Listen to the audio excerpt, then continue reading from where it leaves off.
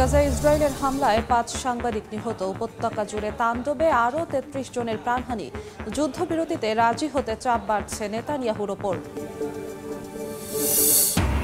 সিরিয়ায় আসাদপন্থীদের হামলায় নিরাপত্তা বাহিনীর ১৪ কর্মকর্তা নিহত। কুর্দিরা সংঘাতের পথ না ছাড়লে মৃত্যু সুনিশ্চিত, হুঁশিয়ারি এরদোয়ানের। আফগানিস্তানে বিমান হামলার জেরে উত্তপ্ত ইসলামাবাদ কাবুল সম্পর্ক। পাকিস্তানি দূতকে তলব করে শাসালো তালেবান সরকার, প্রতিশোধের হুঁশিয়ারি। কাজাখস্তানে বিমান বিধ্বস্তের পেছনে রাশিয়ার হাত দেখছে ইউক্রেন, মৃত্যু বেড়ে ৩৮, জীবিত উদ্ধার ২৯ জন, হাসপাতালে ব্ল্যাক বক্স উদ্ধার।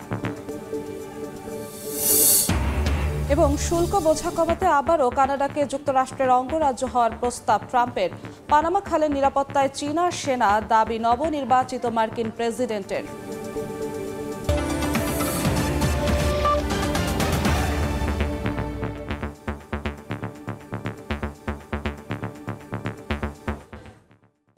আন্তর্জাতিক সময়ের সঙ্গে আছি আমি জিন্নাতারা জশোয়া। গাজায় হাসপাতালের পাশে ইসরায়েলের হামলায় ৫ সাংবাদিক নিহত হয়েছেন।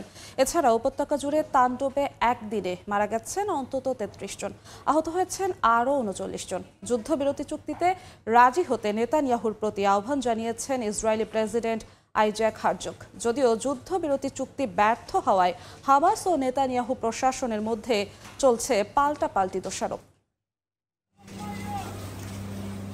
স্থানীয় সময় বৃহস্পতিবার ভোরে গাজার নুসেরাত শরণার্থী শিবিরে আল আওদা হাসপাতালের কাছে বিমান হামলা চালায় ইসরায়েল। এই ঘটনায় হতাহতদের মধ্যে কয়েকজন সাংবাদিক রয়েছেন।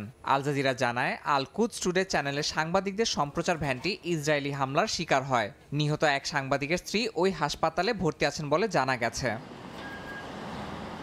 হামলার পাশাপাশি বুধবার পশ্চিম তীরে ২৫ ফিলিস্তিনিকে আটক করে নেতানিয়াহুর সেনারা। একই দিনে দক্ষিণ এবং মধ্য গাজায় সুড়ঙ্গ ধ্বংস করার ভিডিও প্রকাশ করে ইসরায়েলের সামরিক বাহিনী। এদিকে চরম ঠান্ডায় শরণার্থী শিবিরে বসবাসরত ৩ শিশুর মৃত্যু হয়েছে। হাসপাতাল কর্তৃপক্ষ জানায়, মারাত্মক ঠান্ডায় হাইপোথার্মিয়ায় মারা যায় তারা। যুদ্ধবিরতি নিয়ে হামাস এবং ইসরায়েলের মধ্যে আলোচনা শুরু হলেও তা আবারও ব্যর্থ হয়েছে। দুই পক্ষই একে অপরকে পাল্টাপাল্টি দোষারোপে ব্যস্ত। যদিও ইসরায়েলের বিরোধী দলীয় নেতার দাবি, গাজায় যুদ্ধের অবসান কিংবা যুদ্ধবিরতি চান না নেতানিয়াহু। এমনকি আটক ইসরায়েলিদের ফেরত আনতে নেতানিয়াহুর তেমন মাথা ব্যথা নেই বলেও দাবি করেন তিনি। এই অবস্থায় দ্রুত যুদ্ধবিরতিতে রাজি হয়ে বন্দীদের ফিরিয়ে আনতে নেতানিয়াহুর প্রতি আহ্বান জানিয়েছেন খোদ ইসরায়েলের প্রেসিডেন্ট আইজ্যাক হারজগ। বন্দীদের ফিরিয়ে আনতে মাঠে নেমেছেন সাধারণ ইসরায়েলিরাও। সাদা পোশাক পরে তারা রাজপথে বিক্ষোভ করেন, যদিও নিরাপত্তার কারণে তাদের সরে যেতে বাধ্য করে পুলিশ। ইয়াসিন মোহাম্মদ জিসান, সময় সংবাদ। হিজবুল্লাহ ও হামাসের পর এবার ইয়েমেনের হাউথি বিদ্রোহীদের নিশ্চিহ্ন করে দেওয়ার হুমকি দিয়েছে ইসরায়েল। এরই মধ্যে গোষ্ঠীটির শীর্ষ ৮ নেতার একটি তালিকাও তৈরি করেছে দেশটির প্রতিরক্ষা বাহিনী। ইসরায়েলের সংবাদ মাধ্যমে তাদের নাম ও ছবি প্রকাশ করা হয়েছে। তালিকায় ইরানের এক কর্মকর্তাও রয়েছেন। মোসাদ প্রধান বলছেন, সবার আগে ইরানকে টার্গেট করা উচিত। যদিও এসবের পাল্টা কোনো প্রতিক্রিয়া জানায়নি ইরান ও হাউথি বিদ্রোহীরা। গত বছর ৭ অক্টোবর সংঘাত শুরুর পর থেকে ফিলিস্তিনের স্বাধীনতাকামী সংগঠন হামাস ও লেবাননের সশস্ত্র গোষ্ঠী হিজবুল্লাহর অনেক শীর্ষ নেতাকে হত্যা করেছে ইসরায়েল। এ তালিকায় রয়েছেন হামাস নেতা ইসমাইল হানিয়া, ইয়াহিয়া সিনওয়ার, হিজবুল্লাহ প্রধান হাসান নাসরাল্লাহর মতো প্রথম সারির গুরুত্বপূর্ণ নেতারা। হামাস হিজবুল্লাহর পর ইসরায়েলের নজর এবার ইরান সমর্থিত ইয়েমেনের হাউথি বিদ্রোহীদের দিকে। সশস্ত্র গোষ্ঠীটিকে নিশ্চিহ্ন করে দেওয়ার হুমকি দিয়েছে নেতানিয়াহু প্রশাসন। ইসরায়েলের সেনা ও প্রতিরক্ষা বাহিনী এরই মধ্যে গোষ্ঠীটির ৮ নেতাকে টার্গেট করে একটি তালিকা তৈরি করেছে। দেশটির সংবাদ মাধ্যমে তাদের নাম ও ছবিও প্রকাশ করা হয়েছে। তালিকার প্রথম দিকে রয়েছেন আব্দুল মালিক আল হাউথি, যিনি ইয়েমেনের আনসারুল্লাহ আন্দোলনের ৩য় নেতা। তালিকার দ্বিতীয় ব্যক্তি হলেন সুপ্রিম পলিটিক্যাল কাউন্সিলের প্রধান মেহেদি আল মাসাদ। এরপরে রয়েছেন হাউথিদের প্রতিরক্ষা প্রধান Mohammad Al Atifi, chief of staff Mohammad Al Ghamari, নৌবাহিনীর commander Mohammad Fadel Abdul Nabi, উপকূল রক্ষী বাহিনীর commander Mohammad Ali Al Qadri, সামরিক ক্রয় পরিচালক মোহাম্মদ আহমেদ আল তালবি এবং সেনাবাহিনীর মুখপাত্র ইয়াহিয়া সারিও রয়েছেন। ইসরায়েলের সংবাদ মাধ্যমে আরও বলা হয়েছে, ইরানের আল কুদস ফোর্সের সিনিয়র এজেন্ট আব্দুল রেজা শাহলাই হাউথিদের অভিযানে তত্ত্বাবধান করে থাকেন। হজ ইউসুফ নামে পরিচিত আব্দুল রেজা সানাই ইয়েমেনের প্রতিনিধিত্ব করেন। যুক্তরাষ্ট্র তার মাথার দাম $15 লাখ পুরস্কার ঘোষণা করেছে। হাউথিদের ওপর অভিযান চালানোর লক্ষ্যে নেতানিয়াহু প্রশাসন এরই মধ্যে আগ্নেয়াস্ত্র ম্যাট্রিক্স সরবরাহের প্রক্রিয়া শুরু করেছে বলে জানা গেছে। এই আগ্নেয়াস্ত্র যুক্তরাষ্ট্রের তৈরি। এদিকে ইসরায়েলের গোয়েন্দা সংস্থা মোসাদ প্রধান ডেভিড বার্নিয়ার বলেন, সবার আগে ইরানকে টার্গেট করা উচিত, কেননা দেশটি বিভিন্ন সশস্ত্র গোষ্ঠীকে অস্ত্র ও অর্থ সহায়তা দিয়ে থাকে। ইসরায়েলের এমন হুমকির পাল্টা কোনো প্রতিক্রিয়া ইরান ও হাউথির পক্ষ থেকে এখনো পাওয়া যায়নি। রাইসা জান্নাত, সময় সংবাদ। সিরিয়ার ক্ষমতাচ্যুত প্রেসিডেন্ট বাশার আল আসাদের অনুগতদের গুপ্ত হামলায় নিরাপত্তা বাহিনীর 14 কর্মকর্তা নিহত হয়েছেন। বন্দী নির্যাতনে জড়িত থাকার অভিযোগে আসাদ সরকারের এক সাবেক কর্মকর্তাকে গ্রেফতারের চেষ্টার সময় অতর্কিত হামলা চালানো হয়। এ ঘটনায় 3 জন হামলাকারীও নিহত হয়েছেন বলে জানা গেছে। এদিকে অস্ত্র সমর্পণ না করলে সিরিয়ার কুর্দি বিদ্রোহীদের মাটিতে পুঁতে ফেলার হুমকি দিয়েছেন তুরস্কের প্রেসিডেন্ট রিসেপ তাইপ এরদোয়ান। এর মধ্যেই সিরিয়ার গোলান মালভূমিতে অবৈধ বসতি দ্বিগুণ করার পরিকল্পনা করছে ইসরায়েল। বাশার আল আসাদ সরকারের পতনের পর সিরিয়ায় ইসরায়েল, তুরস্ক, যুক্তরাষ্ট্রের হামলার মধ্যেই মাথাচাড়া দিয়ে উঠছে আসাদের অনুগতরা। গেল মঙ্গলবার রাজধানী দামেস্কে অবস্থিত সিদনায়া কারাগারে লোমহর্ষক অত্যাচারের সঙ্গে জড়িত আসাদ সরকারের সাবেক এক কর্মকর্তাকে গ্রেফতারে অভিযান চালায় নিরাপত্তা কর্মকর্তারা। এ সময় আসাদের অনুগতরা তাদের ওপর অতর্কিত হামলা চালায় বলে জানিয়েছে বর্তমান শাসক গোষ্ঠী। দেশটির হায়াত তাহরির আল শামের নতুন প্রশাসন জানায়, মঙ্গলবারের এই ঘটনায় স্বরাষ্ট্র মন্ত্রণালয়ের অধীনে থাকা নিরাপত্তা বাহিনীর বেশ কয়েকজন সদস্য নিহত হয়েছেন। আহত হয়েছেন আরও বেশ কজন। এই ঘটনায় কয়েকজন হামলাকারীও নিহত হয়েছে বলে জানা গেছে। একদিকে অভ্যন্তরীণ দ্বন্দ্ব, অন্যদিকে সিরিয়ায় ইসরায়েলের সামরিক অভিযানও অব্যাহত রয়েছে। সিরিয়ার গোলান মালভূমির বাফার জোন বা নিরাপদ অঞ্চলে অস্থায়ী সেনা চৌকি স্থাপনের সিদ্ধান্ত নিয়েছে নেতানিয়াহু বাহিনী। বার্তা সংস্থা রয়টার্স জানায়, শীতকালে সিরিয়ার দক্ষিণাঞ্চলীয় গোলান মালভূমিতে অভিযান পরিচালনার জন্য এই সিদ্ধান্ত নিয়েছে তারা। এছাড়া অঞ্চলটিতে ইসরায়েলি অবৈধ বসতিও দ্বিগুণ করার পরিকল্পনা করছে তেল আবিব। ইসরায়েলের নতুন এই সিদ্ধান্তের মধ্যেই সিরিয়ায় অবস্থিত কুর্দি গোষ্ঠীকে আবার কড়া হুঁশিয়ারি দিয়েছেন তুরস্কের প্রেসিডেন্ট রিসেপ তাইপ এরদোয়ান। তিনি জানান, অস্ত্র সমর্পণ না করলে সেই অস্ত্রসহই কুর্দিদের মাটিতে পুঁতে ফেলা হবে। যে কোনো মূল্যে এই সংগঠনকে নির্মূলের ঘোষণা দেন এরদোয়ান। দ্রুতই সিরিয়ায় তুরস্কের দূতাবাস স্থাপন করা হবে বলেও জানান তিনি। terör örgütlerinin başını ezmekte kararlıyız. Asad সরকারকে একতরফা সমর্থন দিয়ে যাওয়া ইরানও পরিবর্তিত সিরিয়ানে সতর্ক করেছে। ইরানের পররাষ্ট্রমন্ত্রী আব্বাস আরাকচি আসাদের পতনের বিষয়ে বলেন, দেশটির ভবিষ্যৎ নিয়ে এখনই কোনো সিদ্ধান্ত নেওয়া যাবে না। এর আগে সিরিয়ার পররাষ্ট্রমন্ত্রী ইরানকে সিরিয়ার সার্বভৌমত্ব ও জনগণের ইচ্ছার প্রতি সম্মান দেখানোর আহ্বান জানান। মালিহা সুরাওয়ার্দী, সময় সংবাদ। সিরিয়ার 2013 সালে সংঘটিত রাসায়নিক হামলার স্মৃতি এখনও তাড়িয়ে নিয়ে বেড়ায় ভুক্তভোগীদের। চোখের সামনে প্রিয়জনদের মৃত্যু ভুলতে পারেননি তারা। অনেকেই আবার নিজের শরীরে বয়ে নিয়ে বেড়াচ্ছেন হামলার ক্ষতচিহ্ন। ওই ঘটনা আমি কখনোই ভুলতে পারবো না। হুসেইন আরবিনি বর্ণনা দিচ্ছিলেন 2013 সালে কিভাবে বেঁচে ফিরেছেন সিরিয়ার রাসায়নিক হামলা থেকে। জীবন বাঁচাতে বেসমেন্টে জানালাবিহীন ঘরে লুকিয়েছিলেন 3 ঘন্টা। দরজায় টেপ লাগিয়ে ভেজা কাপড় দিয়ে মুখ ঢেকে রেখেছিলেন যাতে রাসায়নিক গ্যাস নিঃশ্বাসের সঙ্গে শরীরে প্রবেশ করতে না পারে। সে বছর 21শে আগস্ট রাজধানী দামেস্কের কয়েকটি শহরে চালানো রাসায়নিক হামলায় মারা যান কয়েক হাজার বেসামরিক নাগরিক। আরবিনির মতো সে সময়ের ভয়াবহতা স্মৃতি নিয়ে বেঁচে আছেন অনেকেই। রাসায়নিক গ্যাসের প্রভাবে শ্বাসকষ্ট, খিঁচুনি সহ বিভিন্ন শারীরিক সমস্যার মুখোমুখি হন ওই অঞ্চলের বাসিন্দারা। অনেকেই হয়ে পড়েন পঙ্গু। আমরা যখন বাইরে বেরিয়েছিলাম তখন দেখেছি উদ্ধারকারী দলগুলো গাড়িতে মৃতদেহ তুলছে, পরে তাদের গণকবরে দাফন করা হয়। অনেকেই ঠিকঠাকভাবে শ্বাস নিতে পারছিল না। আমি নিজের চোখের সামনে আমার প্রতিবেশীকে মরতে দেখেছি।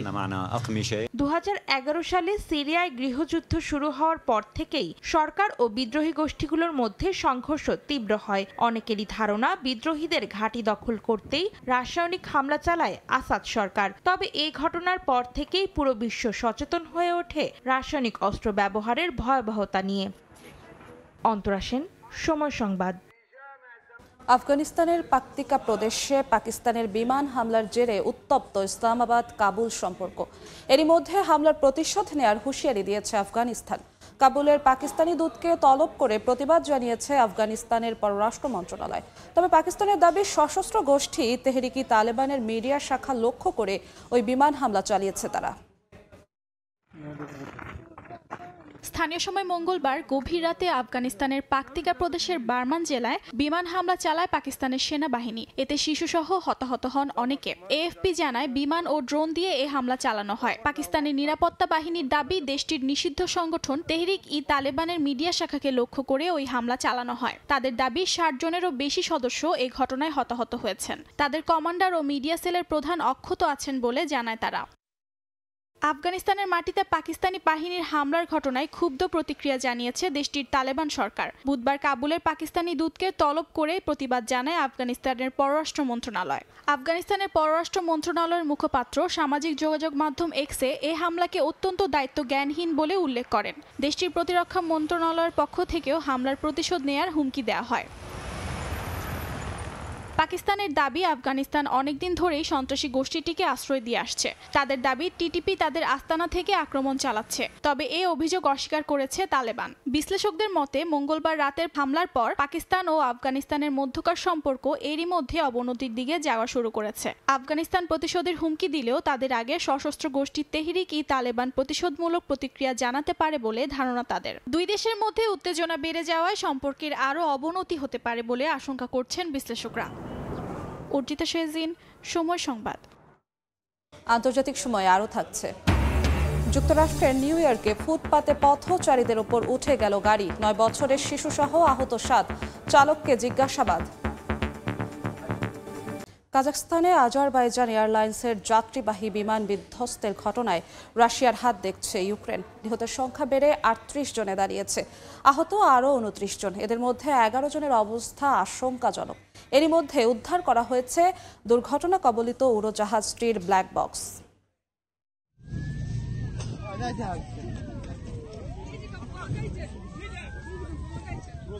উড়োজাহাজ বিধ্বস্ত হওয়ার ঘটনাস্থলের আশপাশে চলছে উদ্ধার অভিযান। এরই মধ্যে ব্ল্যাক বক্স উদ্ধারের কথা জানিয়েছেন কাজাখস্তানের পরিবহন প্রধান। দ্রুত সেটি পরীক্ষা নিরীক্ষার মাধ্যমে দুর্ঘটনার প্রকৃত কারণ জানার চেষ্টা চলছে বলেও জানান তিনি।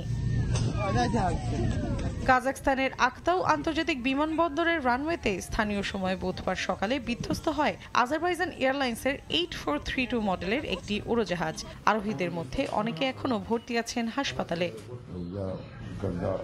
যখন বিমান বিধ্বস্ত হয় তখন আমার স্ত্রী আমার পাশেই ছিল, কিন্তু দুর্ঘটনার পর থেকে আর তাকে দেখিনি। আমি জানি না সে কোথায়।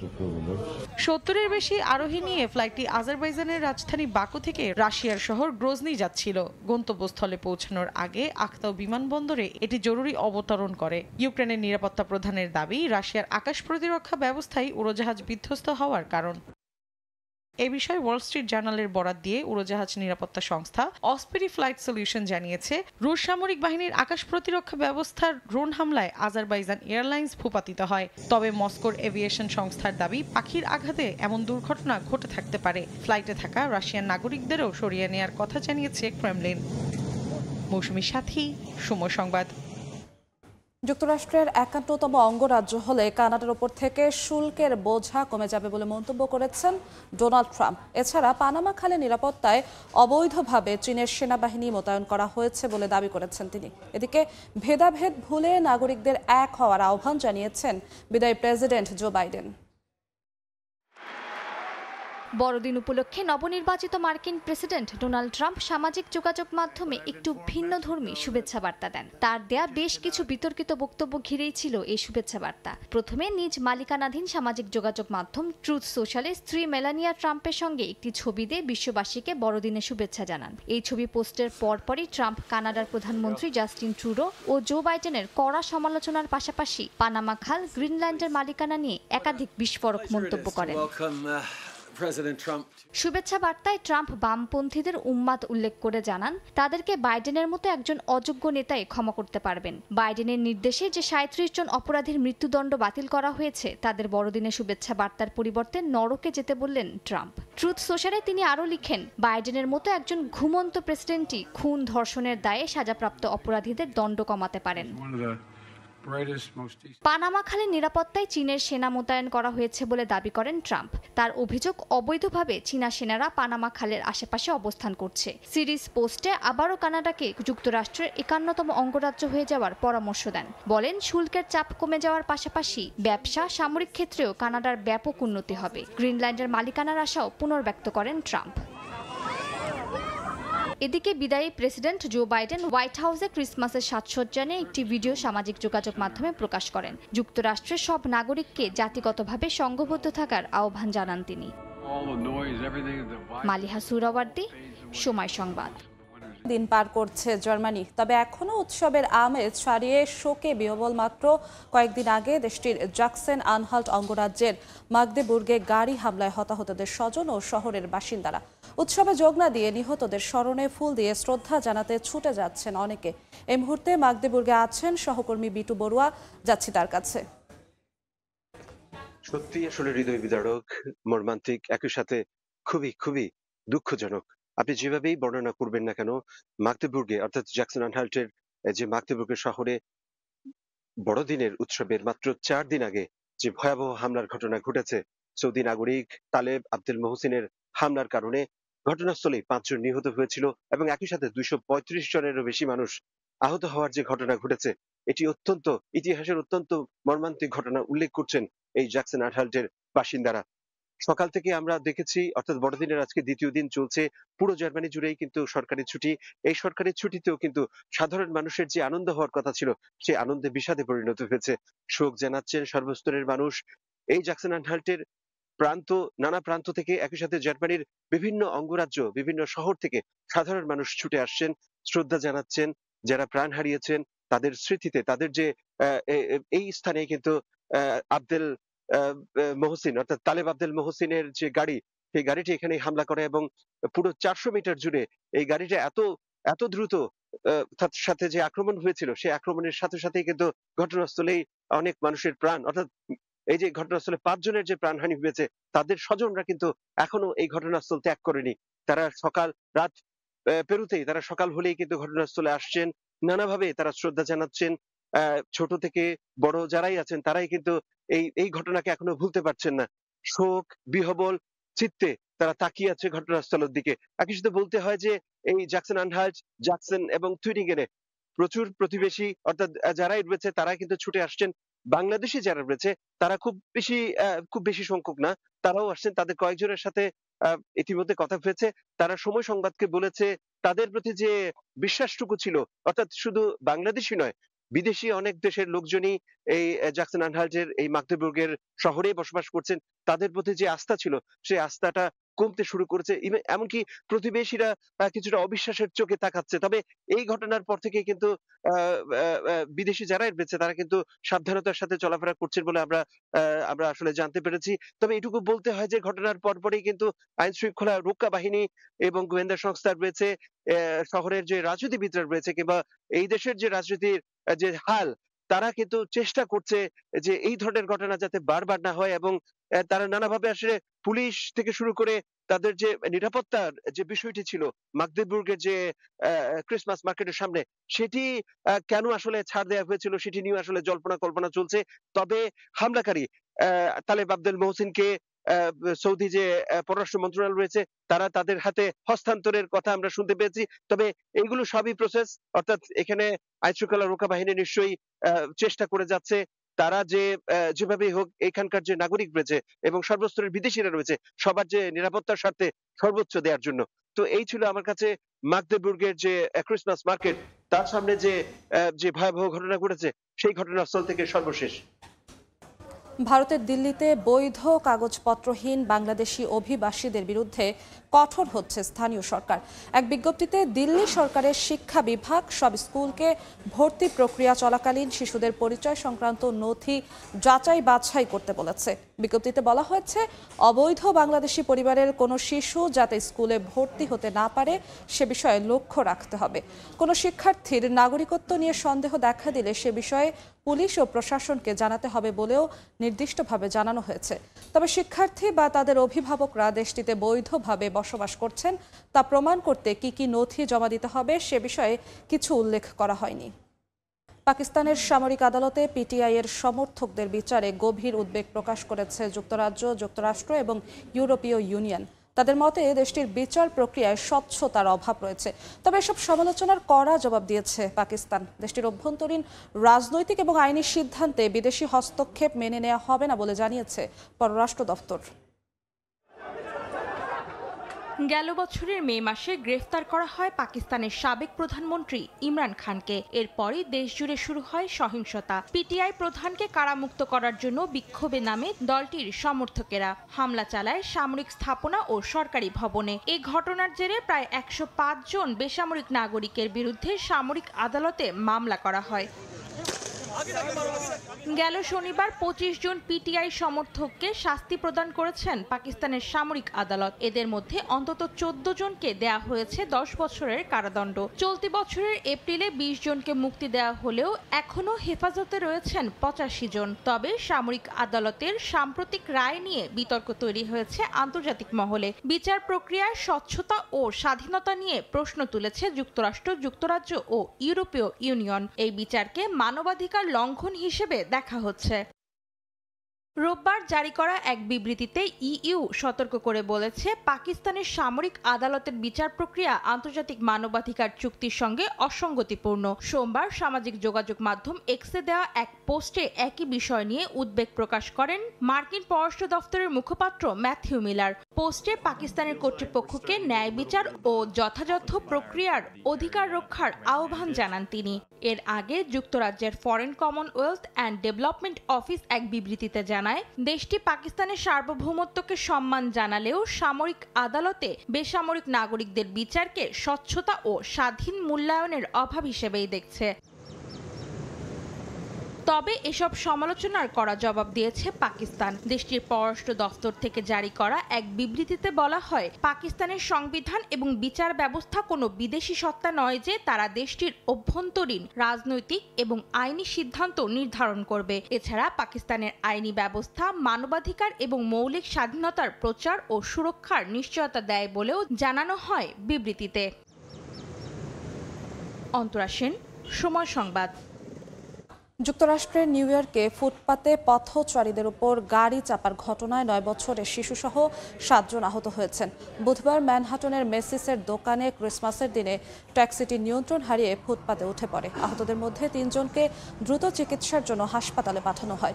পুলিশ জানায়, পথচারীদের মধ্যে কেউ গুরুতর আহত হননি। এছাড়া চালক স্বাস্থ্যগত সমস্যা অনুভব করায় গাড়ির নিয়ন্ত্রণ হারিয়ে ফেলেন বলে জানানো হয়। দুর্ঘটনাস্থলে গাড়িটি মারাত্মকভাবে ক্ষতিগ্রস্ত অবস্থায় পাওয়া গেছে। আন্তর্জাতিক সময় আরও থাকছে। রাশিয়ার জন্মহার 3 দশকের মধ্যে সর্বনিম্ন পর্যায়ে। এবছর কমেছে প্রায় 3%। এখনই পদক্ষেপ না নিলে ভবিষ্যতে নেতিবাচক প্রভাবের শঙ্কা বিশেষজ্ঞদের। আল্পস পর্বতমালা থেকে 347 জনকে উদ্ধার করা হয়েছে। হঠাৎ করে এয়ারলিফট নষ্ট হয়ে যাওয়ায় অঞ্চলটির বিভিন্ন রিসোর্টে আটকা পড়ে যান তারা। তবে এতে হতাহতের কোনো খবর পাওয়া যায়নি। স্থানীয় গণমাধ্যম জানায়, বৈদ্যুতিক গোলযোগের কারণে হুট করেই থেমে যায় এয়ারলিফট। এতে দ্রুত ঘটনাস্থলে পৌঁছায় উদ্ধার কর্মীরা। আটকে পড়া দর্শনার্থীদের বাঁচাতে হেলিকপ্টারে করে সাহায্য পাঠানো হয়। এর আগেও এই অঞ্চলে এমন দুর্ঘটনার খবর পাওয়া যায়, যেখানে 1 জন নিহতের কথাও জানা যায়। ক্যানারি দ্বীপ থেকে 60 জনেরও বেশি অভিবাসন প্রত্যাশীকে উদ্ধার করেছে স্পেনের উপকূলরক্ষীরা। বুধবার ক্যানারি দ্বীপে অন্তত 5টি কাঠের নৌকার সন্ধান পায় কর্তৃপক্ষ। এল হিয়েরোর কাছে আরও 3টি নৌকা এবং তেনেরিফ দ্বীপের কাছে 40 জন অভিবাসন প্রত্যাশী সহ একটি নৌকার খোঁজ পাওয়ার কথাও জানানো হয়। দেশটির স্বরাষ্ট্র মন্ত্রণালয় জানায়, গত বছরের তুলনায় এবছর দেশটিতে অভিবাসন প্রত্যাশীর সংখ্যা 18.6% বেড়েছে। মোজাম্বিকের একটি কারাগারে ভয়াবহ দাঙ্গার ঘটনায় ৩৩ জন নিহত হয়েছেন, আহত আরও ১৫ জন। কারাগার থেকে পালিয়ে গেছে ১৫০০-এরও বেশি বন্দী। দেশটির পুলিশ প্রধানের বরাত দিয়ে রয়টার্স জানায়, মোজাম্বিকের রাজধানী মাপুতোতের একটি কারাগারে ঘটনা ঘটে। চলতি বছরের অক্টোবরে নির্বাচনে ক্ষমতাসীন দলের বিরুদ্ধে ভোট কারচুপির অভিযোগ করে বিরোধী দল।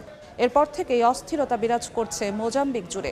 যদিও পালিয়ে যাওয়ার পর প্রায় ১৫০ জন পলাতক বন্দীকে পুনরায় গ্রেফতার করা হয়েছে বলে জানিয়েছে দেশটির প্রশাসন।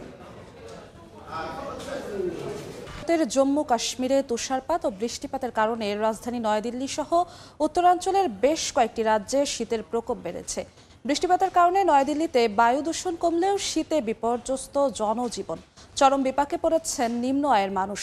এদিকে জম্মু কাশ্মীরে আরও তুষারপাতের পূর্বাভাস দিয়েছে আবহাওয়া বিভাগ।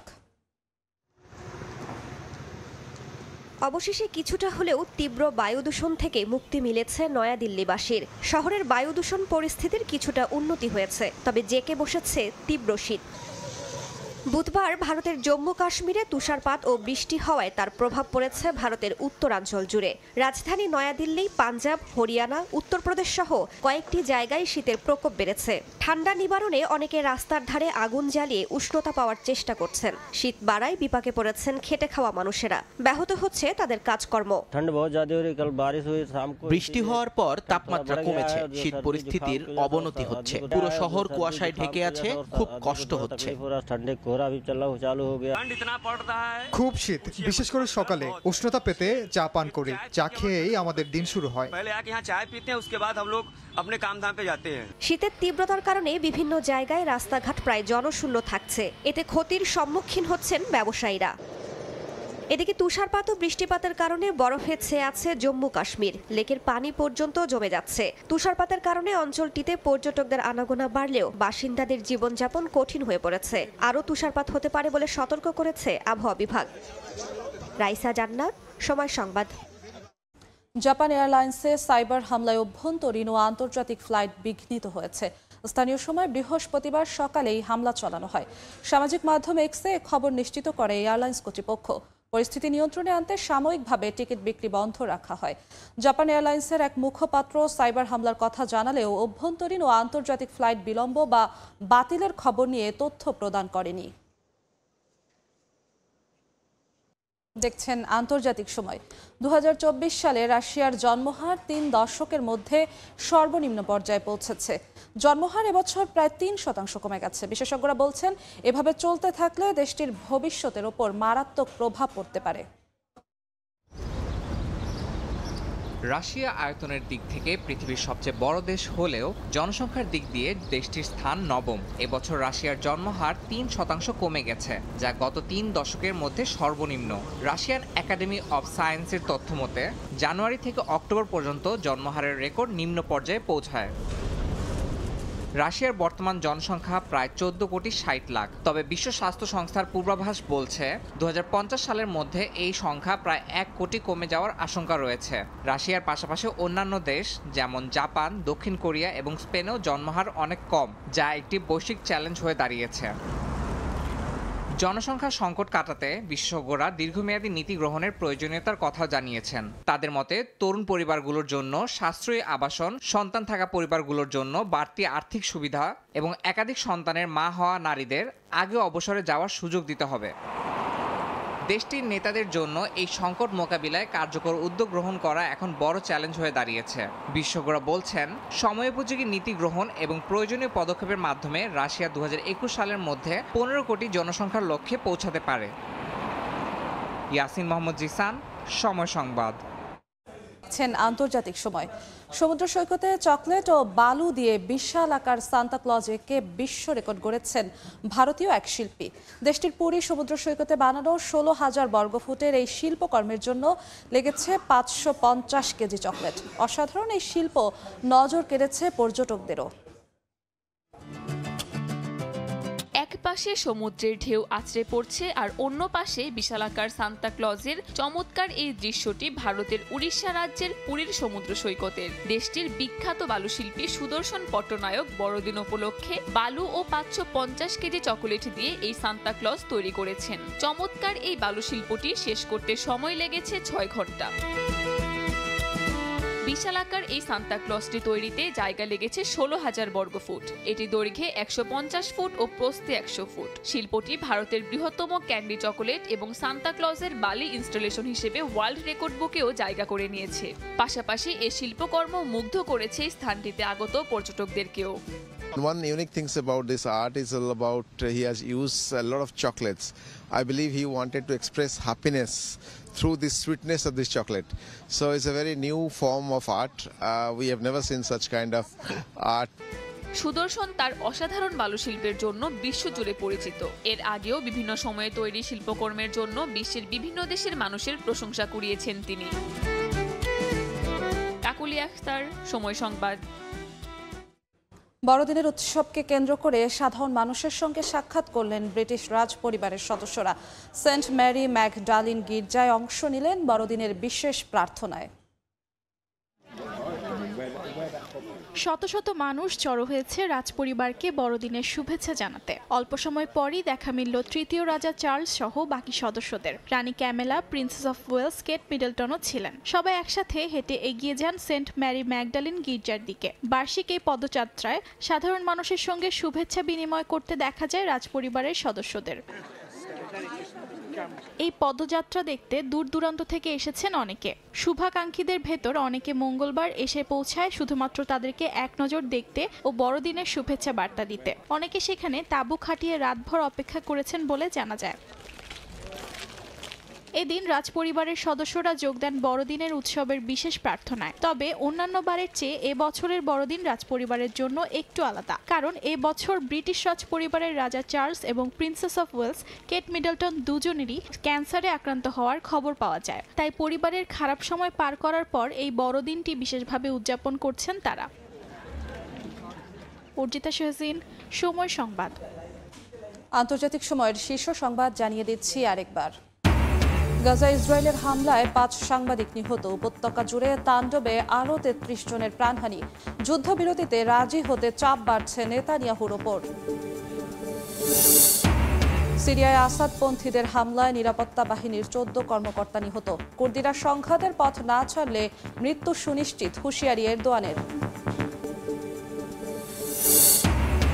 এবং আফগানিস্তানে বিমান হামলার জেরে উত্তপ্ত ইসলামাবাদ কাবুল সম্পর্ক। পাকিস্তানি দূতকে তলব করে শাসালো তালেবান সরকার, প্রতিশোধের হুঁশিয়ারি।